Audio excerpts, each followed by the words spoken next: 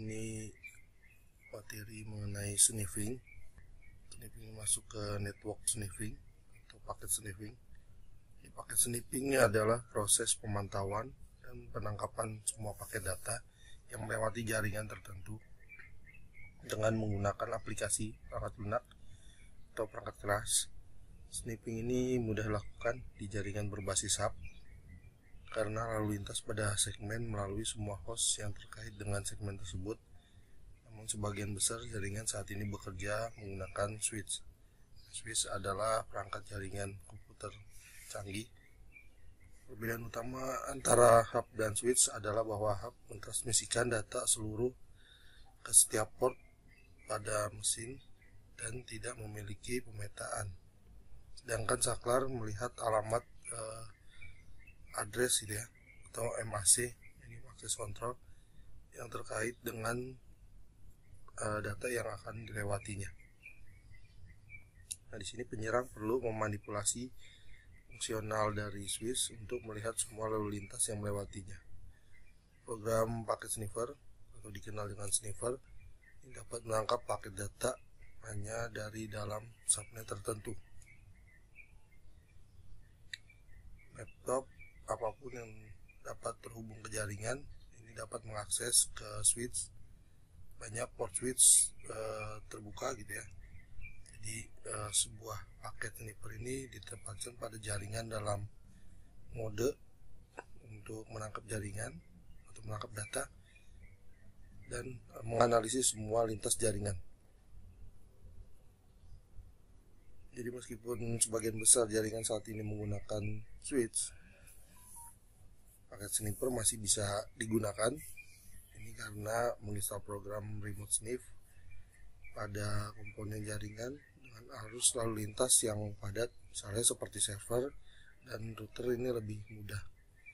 Ini memungkinkan penyerang untuk mengamati dan mengakses seluruh lalu lintas jaringan dari satu titik.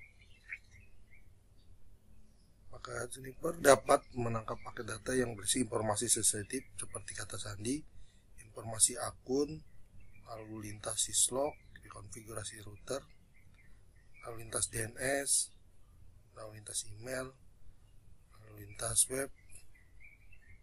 Ini memungkinkan penyerang membaca kata sandi dalam teks yang jelas. Seorang penyerang dapat memperoleh banyak informasi dengan membaca paket data yang diambil dan kemudian menggunakan informasi tersebut untuk masuk ke jaringan. Penyerang melakukan serangan yang lebih efektif dengan menggunakan teknik ini dengan transmisi yang aktif. Ini paket sniffing skenario. Jadi gambarannya, jadi ada Smith yang akan berkomunikasi dengan Lena menggunakan switch. Ini ada attacker. Jadi attacker masuk ke switch untuk menangkap data-data yang dikirim oleh Smith maupun Lena yang sedang berkomunikasi. Network sniffing, ini bagaimana network sniffing bekerja. Jadi karena cara umum dari jaringan komputer adalah melalui Ethernet, nah, si komputer ini terhubung ke jaringan lokal. Ini menggunakan alamat, ada alamat MAC dan alamat IP. Alamat MAC itu adalah alamat unik yang mengidentifikasi setiap node dalam jaringan yang tersimpan dalam network interface card atau kartu jaringan. Protokol Ethernet ini menggunakan alamat MAC untuk mentransfer data dari sistem sambil membangun suatu paket data. Dari link layer model OSI ini menggunakan header Ethernet dengan MAC mesin tujuan, jadi bukan alamat IP. Lapisan jaringan ini bertanggung jawab untuk memetakan alamat jaringan IP ke alamat MAC. Awalnya mesin ini akan mencari MAC, mesin tujuan, dalam sebuah tabel router atau switch gitu ya, yang disebut dengan CARP. Jika tidak ada untuk alamat IP, maka dia akan broadcast ARP dari paket permintaan ke semua sistem di sub jaringan lokal. Nah, mesin yang sesuai dia akan merespon dengan alamat MAC-nya. Dan cache ARP ini menambahkan alamat MAC tadi ke dalam tabelnya gitu ya, untuk biar nanti ketika suatu saat ada lagi komputer yang mencari, jadi bisa tahu kemana port yang dituju. Ini ada dua tipe dasar dari lingkungan Ethernet. Ini adalah Ethernet bersama atau share Ethernet. Di sini satu bus gitu ya, menghubungkan semua host yang bersaing untuk bandwidth. Semua mesin lain menerima paket yang dimaksud untuk satu mesin. Jadi ketika mesin satu ingin berbicara dengan mesin 2, dia menggunakan paket ke jaringan dengan alamat MAC tujuan mesin 2 sama dengan alamat MAC dirinya sendiri. Dan mesin lain ini akan membandingkan alamat MAC tujuan frame dengan miliknya. Yang kedua, switch Ethernet atau Ethernet yang dialihkan. Nah, pada jaringan ini host terhubung dengan switch, bukannya hub. Jadi kalau di switch itu dia ada suatu tabel yang melacak antara alamat MAC setiap komputer dan port fisik di mana alamat MAC itu terhubung.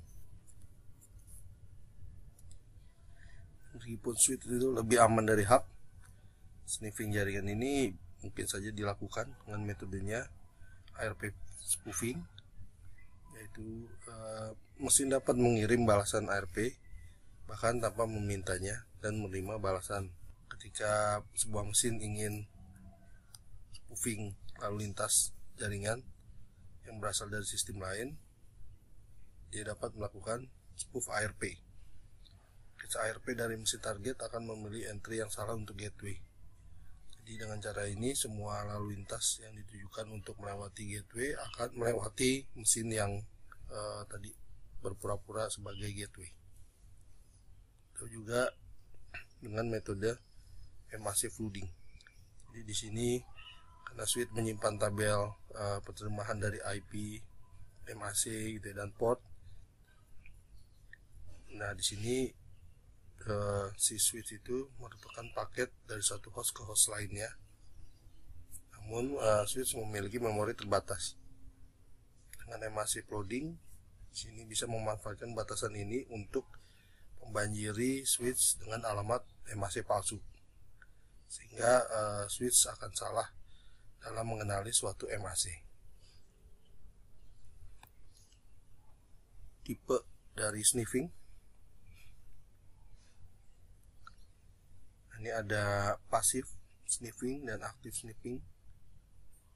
Pasif sniffing ini melibatkan pengiriman, tidak ada suatu paket yang dikirim, jadi dia hanya menangkap dan monitoring paket yang mengalir di jaringan. Jadi ada suatu collision domain, ini adalah sektor jaringan yang tidak diaktifkan atau dijembatani, misalnya terhubung melalui hub. Jadi sebuah jaringan yang menggunakan hub untuk menghubungkan sistem ini menggunakan sniffing pasif. Dalam jaringan ini semua host di jaringan dapat melihat semua lalu lintas.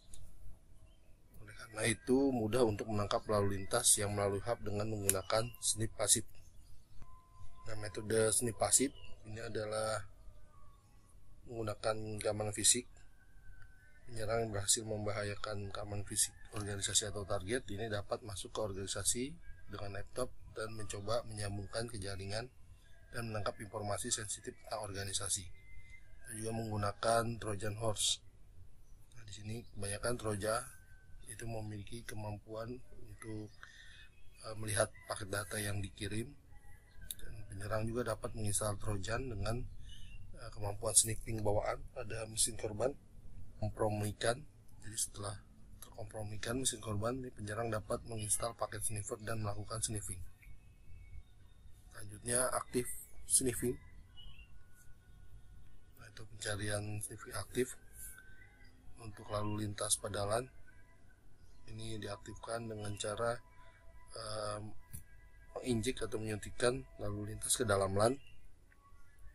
Ini mengacu pada sniff melalui switch.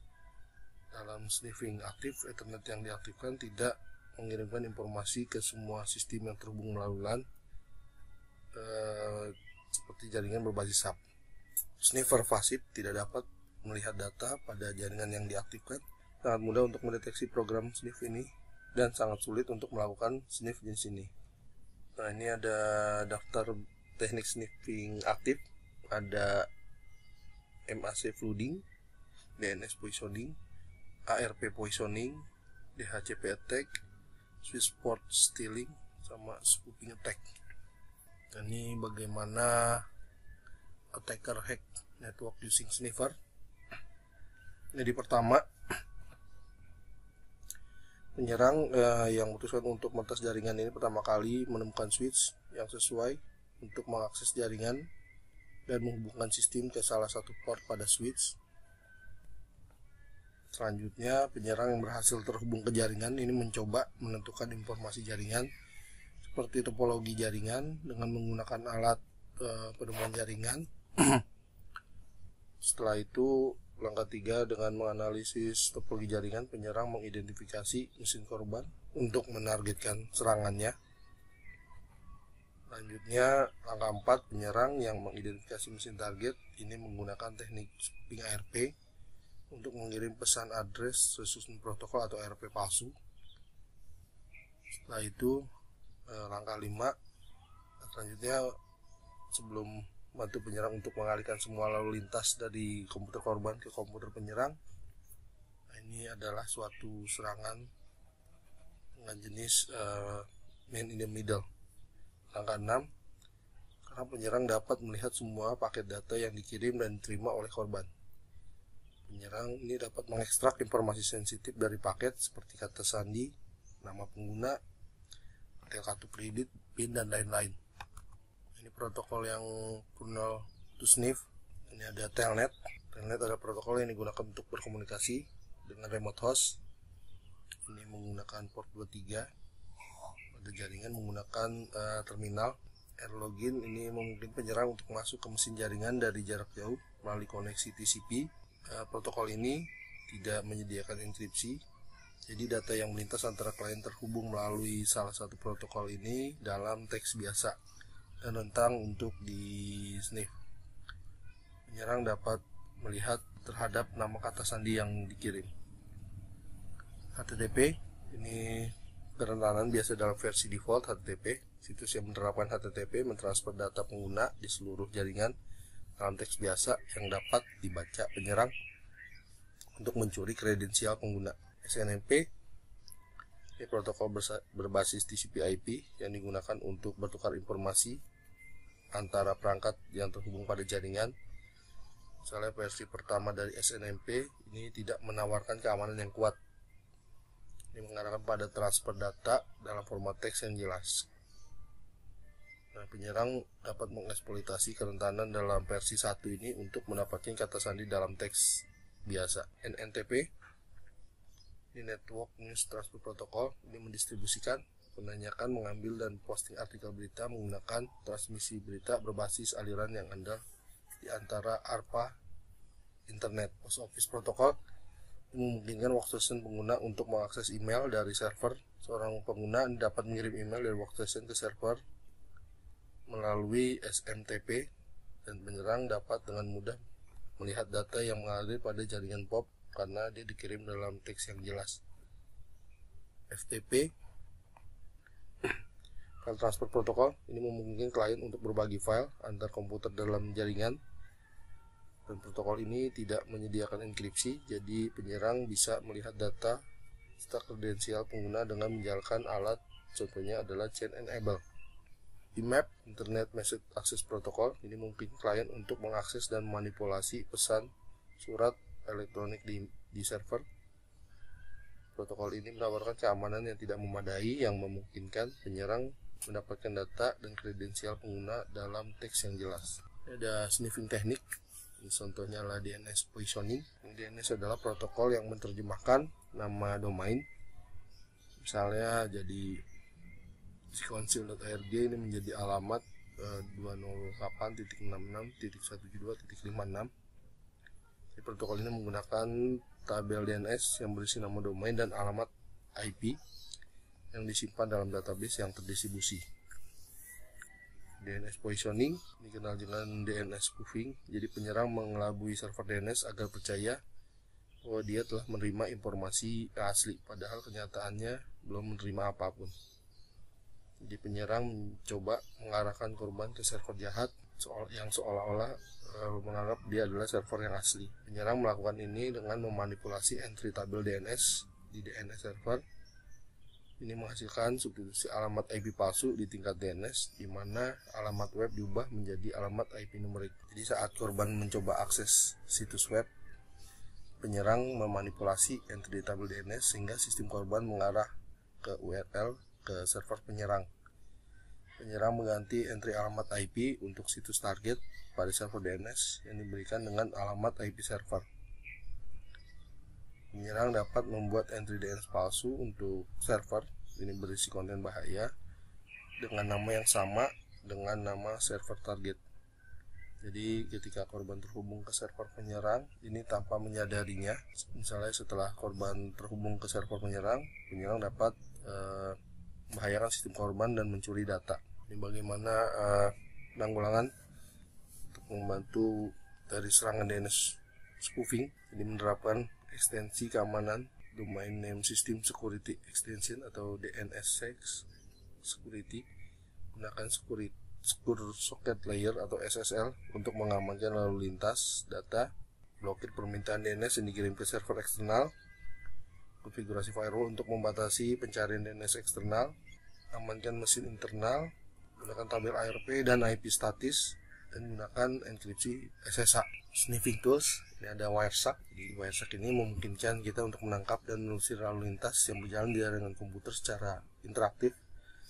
Nah, alat ini menggunakan WinPCAP untuk menangkap paket data pada jaringan, dan ini bisa langsung menangkap paket data dari Ethernet, dari wireless, dari Bluetooth, dari USB. File yang dapat diedit melalui baris perintah, dan juga ada filter tertentu untuk data yang akan kita tangkap.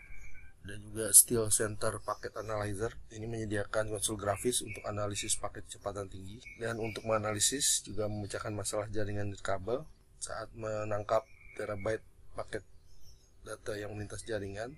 Alat ini membaca lalu lintas dan menampilkannya dalam GUI.